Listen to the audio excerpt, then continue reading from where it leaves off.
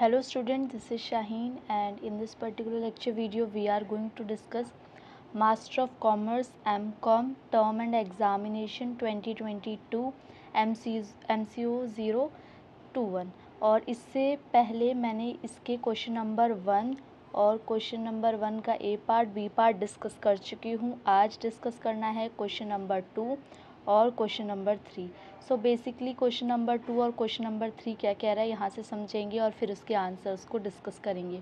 Question number 2 कह रहा है कि एक्सप्लेन करो law of diminishing marginal return क्या होता है एग्जाम्पल्स के साथ।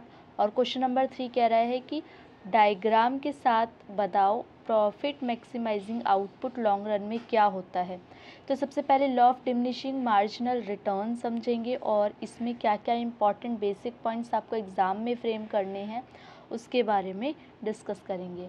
सो basically law of diminishing marginal जो रिटर्न होता है और यू कैन से कि जो ये लॉ होता है ये बेसिकली डिपेंड करता है आपकी बहुत सारे आउटपुट्स पे, ठीक है। और ये आउटपुट्स में हम डिस्कस करेंगे एक एक चीज़ one by one. Law of diminishing return definition में सबसे पहले आता है लॉ ऑफ डिमिनिशिंग रिटर्न ये बताता है कि additional amount of single factor of production will result in a decreasing marginal output of production. इसका मतलब ये होता है कि जैसे ही मैं कोई भी एडिशनल अमाउंट ऐड करूँगी प्रोडक्शन के अंदर उसकी वजह से जो मार्जिनल आउटपुट है, जो एक्स्ट्रा एडवांटेज मुझे हो रहा है या एडिशनल आउटपुट है वो कम हो जाएगा। क्योंकि क्या होता है कि कुछ स्टेजेस तक तो वो इंक्रीज़ होता है लेकिन कुछ स्टेजेस बाद वो डिक्रीज़ होना शुरू हो जाता है। इस लॉ के हिसाब से जो और फैक्टर्स हैं वो कांस्टेंट रहेंगे। इसका मतलब ये है it means that if X produces Y there will be a point when adding more quantities, जब ज़्यादा क्वांटिटीज़ एक्स में ऐड होंगी तो ये क्या हो जाएगा marginal increase in quantity of Y, वो हेल्प ही नहीं करेगा। जैसे कि देखो पहले इंक्रीज़ हुआ x1 तो y1 इंक्रीज़ हुआ x में थोड़ा सा इंक्रीज़ करने पे, फिर इंक्रीज़ किया तो ये इंक्रीज़ तो हो रहा है लेकिन डिक्रीजिंग रेट से, ठीक है। फिर हम थोड़ा सा और इंक्रीज़ कर रहे हैं तो ये डिक्रीज़ हो रहा है एंड सो ऑन, ये डिक्रीज़ करता चला जाएगा। तो यही मार्जिनल रेट ऑफ रिटर्न कहता है कि सिंगल फैक्टर ऑफ प्रोडक्शन में, मतलब अगर सिंगल फैक्टर को मैं इंक्रीज़ करूँगी, सिंगल फैक्टर ऑफ प्रोडक्शन मतलब कोई भी एक फैक्टर है उसको अगर मैं इंक्रीज़ करूँगी तो मार्जिनल जो आउटपुट है वो एक स्टेज तक तो इंक्रीज़ करेगा, उसके बाद डिक्रीज़ करना शुरू हो जाएगा। आगे डिस्कस करते हैं इसके सारे पॉइंट्स को। इस अबव पैराग्राफ में लॉ ऑफ डिमिनिशिंग रिटर्न कहता है as factor X rises from 1 unit to 2 unit. देखो 1 से 2 आया, 1 से 2 आया तो the number of y increases, तो y क्या हो रहा है इंक्रीज़ कर रहा है, यहाँ से यहाँ आया या यहाँ से यहाँ आया, इंक्रीज़ कर रहा है। The number of y increases but as x quantity rises further to p, लेकिन जैसे ही x p तक पहुँचा वो डिक्रीज़ करना शुरू हो गया। तो law of return marginal return आपको समझ गए होंगे कि ये कहता है कि जैसे ही एक फैक्टर ऑफ प्रोडक्शन इंक्रीज़ किया जाएगा कुछ हद तक तो मार्जिनल आउटपुट इंक्रीज़ करेगा, फिर वो क्या हो जाएगा डिक्रीज़ करना शुरू हो जाएगा। जो लॉ ऑफ डिमिनिशिंग रिटर्न है उसके 3 कंपोनेंट है, इन 3 कंपोनेंट को समझेंगे।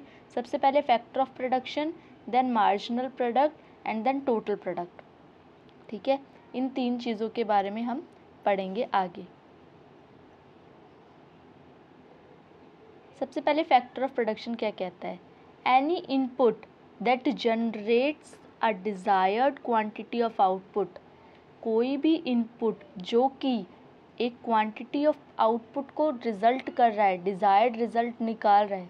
Concerning the law of diminishing return only one factor at a time is considered, मतलब अगर हम प्रोडक्शन की बात करें तो एक फैक्टर को एक टाइम पे ही कंसिडर किया जाएगा, एक फैक्टर को एक बार में देखा जाएगा कि उसकी वजह से आउटपुट पे क्या फ़र्क पड़ रहा है। One factor at a time is considered. Marginal product का क्या मतलब है, हर एक एडिशनल इनपुट पे the increase in the total product is refer to as the marginal product, मतलब कोई भी एडिशनल इनपुट मैं डालती हूँ उसकी वजह से मेरा टोटल प्रोडक्ट पे क्या फ़र्क आता है पहले से अब में, उसको हम मार्जिनल प्रोडक्ट कहते हैं। In the above paragraph y2 minus y1 is the marginal product. y2 y1 देखो क्या कहाँ है, y2 y1 ये रहा आपका ग्राफ के अंदर, y2 और y1 ये क्या है, मार्जिनल प्रोडक्ट को शो कर रहा है। नेक्स्ट इज़ मार्जिनल प्रोडक्ट के बारे में हमने पढ़ लिया। टोटल प्रोडक्ट तो आप लोगों को पता है, टोटल प्रोडक्ट क्या होता है कि जो सम टोटल होता है सारे प्रोडक्ट का एग्रीगेट सम बोलते हैं टोटल प्रोडक्ट को।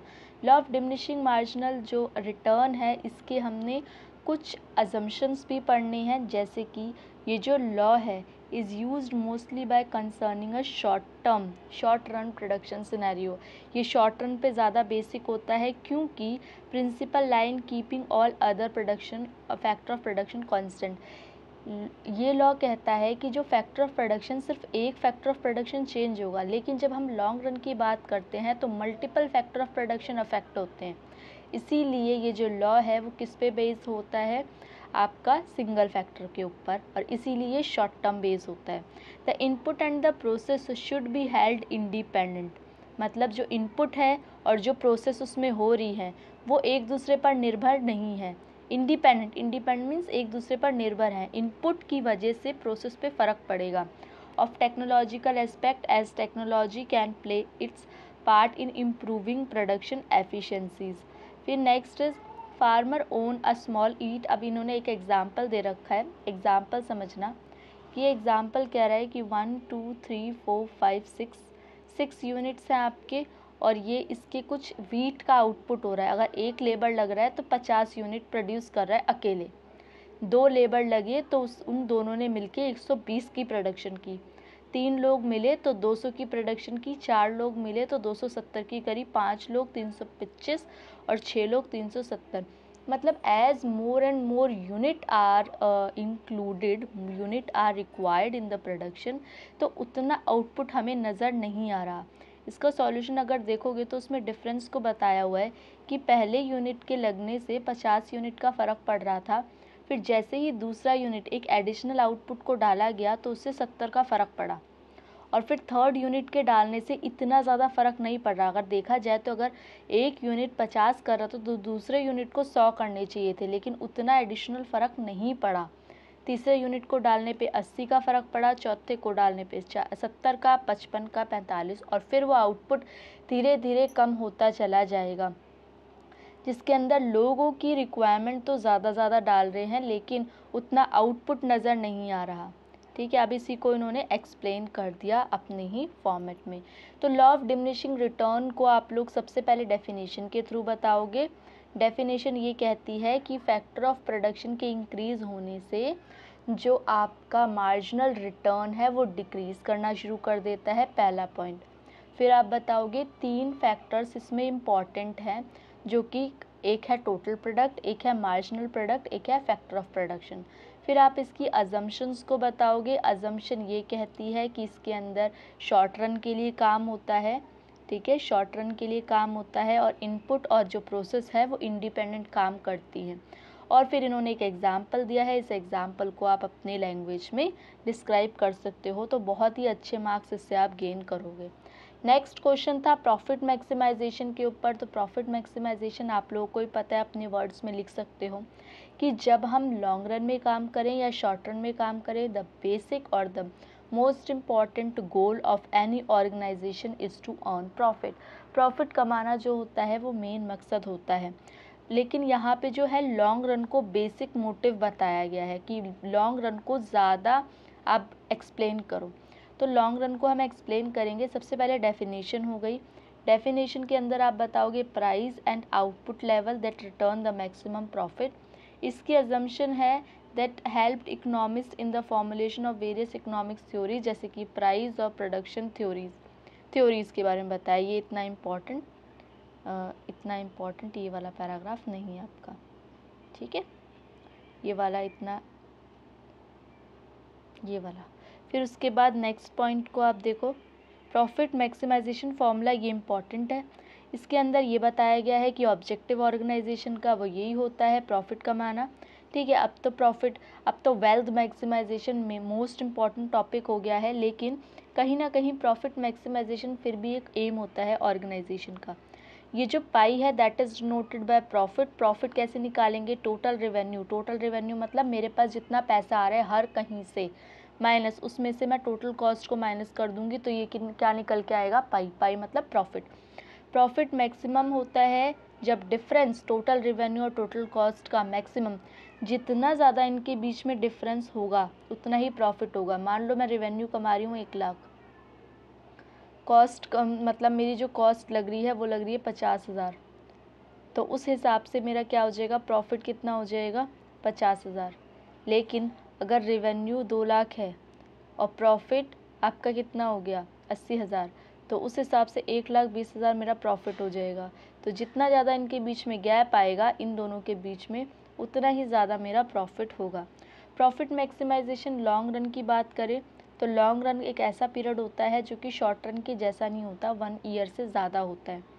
प्रॉफिट मैक्सिमाइजेशन दोनों एस्पेक्ट की बात करता है, शॉर्ट रन की भी, लॉन्ग रन की भी, ठीक है। और इसमें हम 2 मार्केट स्ट्रक्चर्स को पढ़ते हैं, जैसे परफेक्ट कंपटीशन और imperfect competition.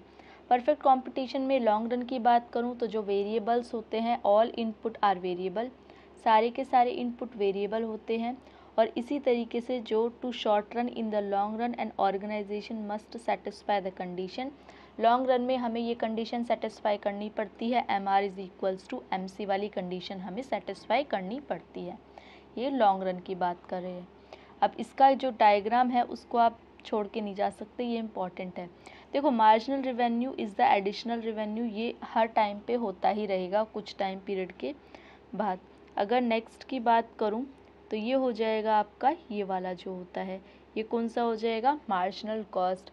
Marginal cost increase करता जा रहा है और ये वाला जो है आपका, ये वाला जो आपका ग्राफ है ये हो जाएगा एवरेज कॉस्ट का। तो इस तरीके से आपका ये पूरा का पूरा आउटपुट निकल के आ जाएगा कि आप किस तरीके से मार्जिनल रेवेन्यू और मार्जिनल कॉस्ट को बताते हो। परफेक्ट कंपटीशन में मार्जिनल रेवेन्यू सेम रहता है और जो मार्जिनल कॉस्ट है वो इंक्रीज़ होती जाती है। अगर मैं इम्परफेक्ट कंपटीशन की बात करूं तो लॉन्ग रन के अंदर प्रॉफिट सिमिलर होता है परफेक्ट कंपटीशन की तरह।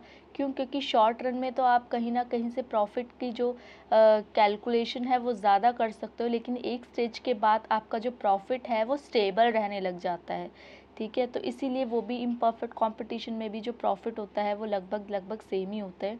तो मार्जिनल रेवेन्यू यहाँ पे डिक्रीज़ होना शुरू हो गया। उसके बाद अगर आप बात करोगे, ये वाला जो ग्राफ है वो है आपका डिमांड का ग्राफ। उसके बाद ये जो आपका है, एक ये वाला ग्राफ, एक ये वाला ग्राफ, ये मार्जिनल कॉस्ट का ग्राफ है और ये एवरेज कॉस्ट का ग्राफ है। ये इम्परफेक्ट कंपटीशन की बात कर रहे हैं कि जो मार्जिनल रेवेन्यू है उस सिनेरियो में एक तरीके से इम्परफेक्ट कंपटीशन का रोल प्ले करती है एवरेज रेवेन्यू और मार्जिनल रेवेन्यू में। नेक्स्ट, ये सारी के सारे अब इन्होंने ग्राफ को एक्सप्लेन कर दिया। एक्सप्लेन करने में इन्होंने ये बताया है कि इससे ये कंक्लूड किया जा सकता है, it can be concluded that to maximize its profit, अगर प्रॉफिट को मैक्सिमाइज करना है organization must produce the quantity produce करनी पड़ेगी QC units at the price PC unit पे QC क्वांटिटी प्रोड्यूस करनी पड़ेगी। मतलब ये जो क्वांटिटी है, ये क्वांटिटी है, ये प्राइस है, इसको आपको देख के चलना पड़ेगा। उसके बाद इन्होंने बोल रखा है जो डिमांड कर्व है वो टेंजेंट है एवरेज कर्व इक्वलाइजिंग प्राइस से, एंड एवरेज कॉस्ट जो है वो एट PC एंड QC। दस देयर इज़ नो स्कोप, कोई भी स्कोप नहीं बचेगा इकोनॉमिक प्रॉफिट के लिए अदर फर्म्स के लिए, और इसकी वजह से मार्केट जो है वो रिस्ट्रिक्ट कर जाएगी। इसीलिए जो PC QC है इक्विलिब्रियम पॉइंट पे लॉन्ग पीरियड में ज़्यादा इम्पॉर्टेंट रोल प्ले करेगा।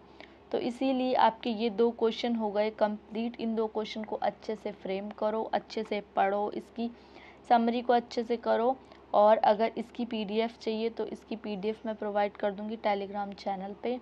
और आप लोगों से नेक्स्ट लेक्चर वीडियो में मिलते हैं। Thank you for watching and be happy.